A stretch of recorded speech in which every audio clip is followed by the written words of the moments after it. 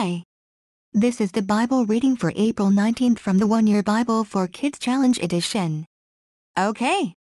God and Baal. The Israelites were supposed to be God's chosen people, but they were worshipping other gods.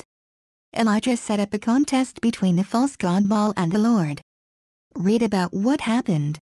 So Ahab summoned all the people of Israel and the prophets to Mount Carmel. Then Elijah stood in front of them and said, "How much longer will you waver, hobbling between two opinions? If the Lord is God, follow him. But if Baal is God, then follow him." But the people were completely silent. Then Elijah said to them, "I am the only prophet of the Lord who is left, but Baal has 450 prophets. Now bring 2 bulls." The prophets of Baal may choose whichever one they wish and cut it into pieces and lay it on the wood of their altar, but without setting fire to it. I will prepare the other bull and lay it on the wood on the altar, but not set fire to it. Then call on the name of your God, and I will call on the name of the Lord. The God who answers by setting fire to the wood is a true God." And all the people agreed. Then Elijah said to the prophets of Baal, "You go first, for there are many of you. Choose one of the bulls, and prepare it and call on the name of your God. But do not set fire to the wood." So they prepared one of the bulls and placed it on the altar. Then they called on the name of Baal from morning until noontime, shouting, "O Baal, answer us."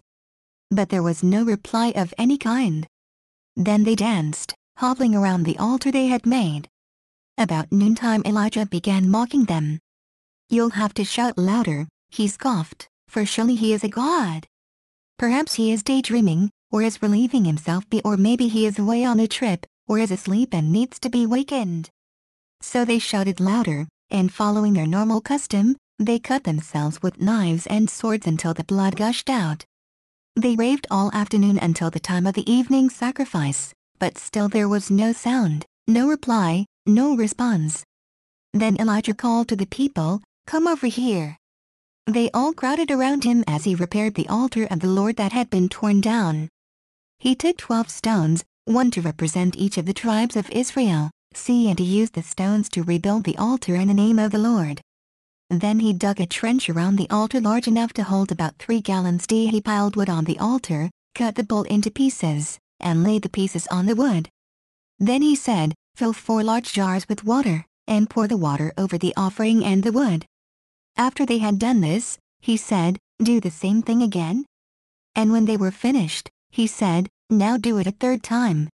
So they did as he said, and the water ran around the altar and even filled the trench.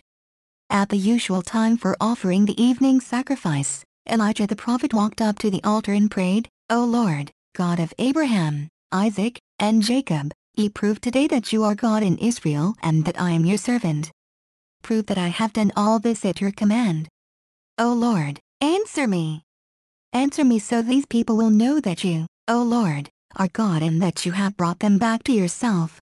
Immediately the fire of the Lord flashed down from heaven and burned up the young bull, the wood, the stones, and the dust. It even licked up all the water in the trench. And when all the people saw it, they fell face down on the ground and cried out, "The Lord, He is God." Yes, the Lord is God. God had already done so much for the Israelites. They shouldn't have needed more proof that He was the real God. But when Elijah asked, God showed His power in an amazing way. If you start to wonder about God's power, remember this story. Even if you never see God send fire from heaven, you can see His power in nature, like in a thunderstorm or in the chiseling of deep canyons and majestic mountains. Where have you seen God's power lately? Jeremiah 10:12, God made the earth by His power, and He preserves it by His wisdom. With His own understanding He stretched out the heavens. And that's our Bible reading for today. Bye!